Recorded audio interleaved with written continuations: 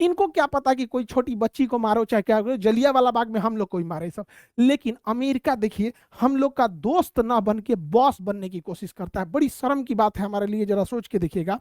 एक Tapi gas pipeline है, ये देश का नाम है शॉर्टकट में, तुर्कमेनिस्तान, अफगानिस्तान, पाकिस्तान और इंडिया। तुर्कमेनिस्तान से गैस पाइपलाइन चलती है, वो पाकिस्तान अफगानिस्तान जाती है, फिर पाकिस्तान आती है, फिर पंजाब के फाजिल्का तक आती है। यही वो गैस पाइपलाइन है। तो इसलिए Turkmenistan, Afghanistan, Pakistan, India, Turkmenistan, Afghanistan, Pakistan, India, इसलिए इसे हम तापी कहते हैं। इससे गैस पाइपलाइन आता है। भारत ने प्रस्ताव दिया कि क्यों ना हम लोग एक और पाइपलाइन ईरान से लेके चले आए भारत के लिए, वो नजदीक भी पड़ेगा, यहाँ ईरान से पाकिस्तान होते हुए अब भारत क्यों ना चला है। तो ये छोटा पाइपलाइन है। अब चूंकि इस पाइपलाइन की सुरक्षा पाकिस्तान भी करता है, क्योंकि पाकिस्तान भी इससे गैस लेता है, तालिबान भी गैस लेता है, तो वो सुरक्षा करेगा। तो अगर यहां से लेके चला आ जाए तो पाकिस्तान से तो एक गैस पाइपलाइन आ ही रही है, ईरान से भी आ जाएगा, तो बार बार भर के लाने का झमेला नहीं रहेगा, बार बार हारमुज जल संधि का झमेला नहीं होगा। India ready, Pakistan ready, Iran ready. America ने मना कर दिया, कैंसिल करो कैंसिल। हमने कैंसिल कर दिया। अमेरिका के दबाव में आके, ये दोस्ती है या फिर बॉस बनने का प्रयास है, आप खुद सोच के देखिए।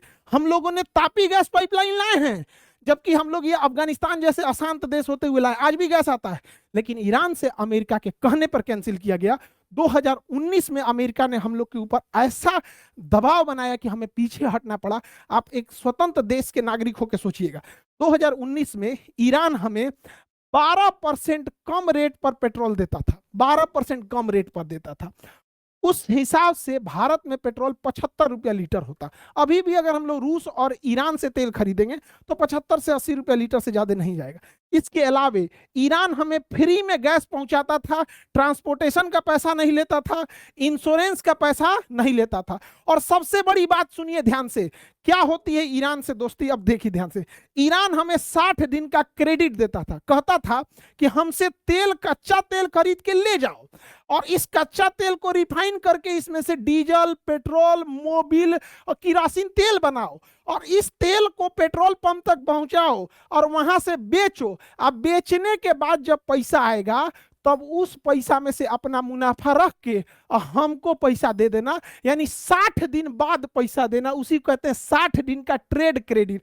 यानी ईरान से तेल खरीदने के टाइम हमें पैसे नहीं देने होते थे, उसी का तेल ले आके छान के बेच के उसमें जो पैसा आता था वो ईरान को देते थे। और ईरान ये पैसा कहता था कि हमको नहीं चाहिए, हम भारत से सामान खरीद लेंगे, यानी ओकरे तेल पैसों नहीं लगता था। और जो पैसा एक्स्ट्रा बच भी जाता था, ईरान कहता था कि हमको डॉलर में मत दीजिए, हमको वह पैसा रुपया में लौटा दीजिए यूको बैंक के थ्रू में। तो इससे भारत को फायदा होता था। देखिए, नोट छाप के गरीबी आप तभी दूर कर सकते हैं जब आपका नोट आपके देश के बाहर भी एक्सेप्ट किया जाए।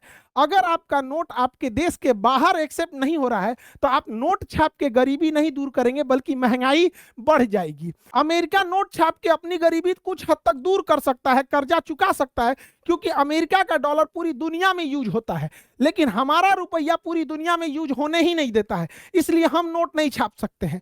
तो इसीलिए अमेरिका कहता है कि जब तक डॉलर रहेगा अमेरिका कभी गरीब नहीं होगा। हम लोगों को इतना मदद किया था ईरान, लेकिन अमेरिका के कहने पर हमने ईरान से ये सारा ऑफर ठुकरा दिए। 75 रुपया की जगह 105 रुपया पेट्रोल पहुंच गया। अमेरिका को कोने मुंह से लोग दोस्त कहते हैं, यह दोस्त है कि बॉस बनने की कोशिश करता है।